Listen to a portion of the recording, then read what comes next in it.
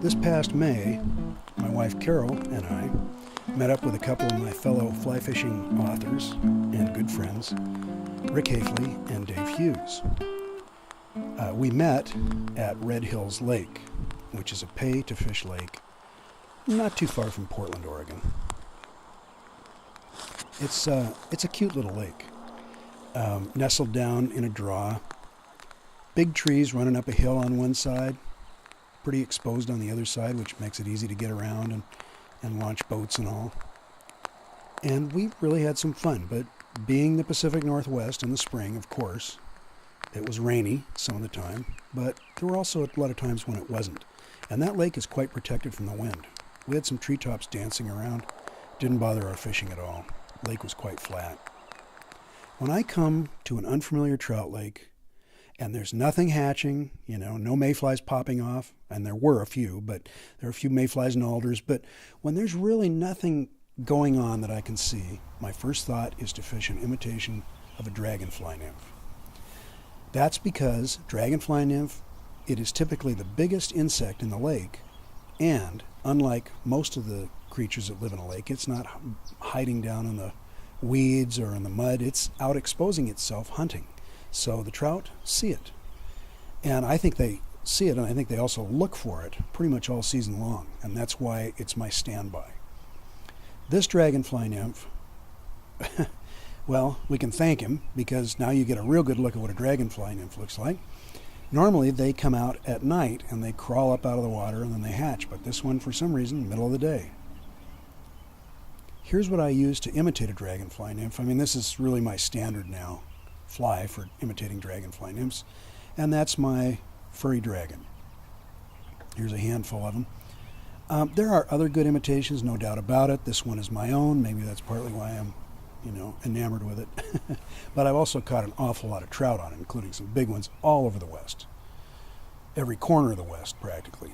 So I trust it.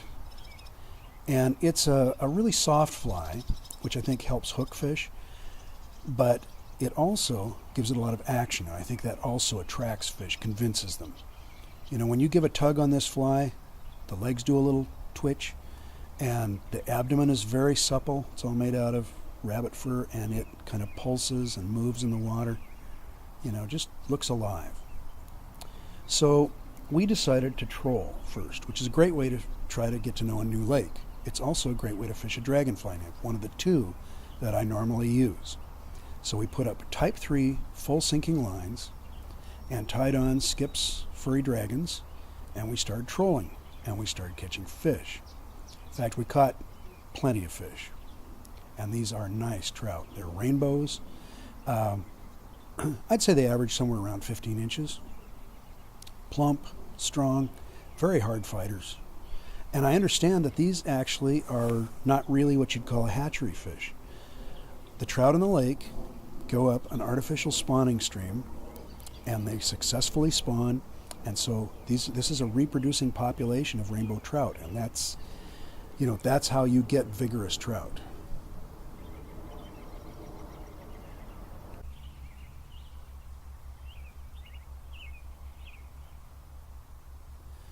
To troll, first thing you do is make a long cast. You're going to throw that type 3 full sinking line out there a long way behind your boat or float tube or kick boat or whatever you're using. And then, instead of stripping off the rest of the line that you need, you start rowing or moving. That's to get the line moving so it doesn't just keep sinking and end up snagged on the bottom. So you take a few strokes with the oars, then you let out a little more line, maybe 3 to 6 feet, then you take a few strokes, let out a little more, and you keep doing this until somewhere between half and actually nearly all the line is out of the rod. And I try to stay within about 10 or 15 feet of depth. I just guess at it. And, important, check your fly often. If it's dragging some kind of weed or bark or something, it's not going to work. Watch the rod tip every second. You can look around, but keep one eye on that rod tip. It's going to jerk, and that means you got to fish, and you got to grab the rod and set the hook. And here it comes. There. That was a little tug. And a lot of times they'll give it, in trolling, they'll give it a tug and then wham, there you go. You pick up the rod right away, set the hook. Make sure most of that rod is inside the boat, because I have run the length of a long boat to chasing a rod that a fish tried to take out of the boat. So make sure most of your rod is in the boat so that it's not going to go flying out. And that basically is trolling, and it's a deadly way to fish an unfamiliar or a familiar trout lake. And again, it's one of the two ways that I typically rely on to fish imitations of dragonfly nymphs. And I do fish those a lot.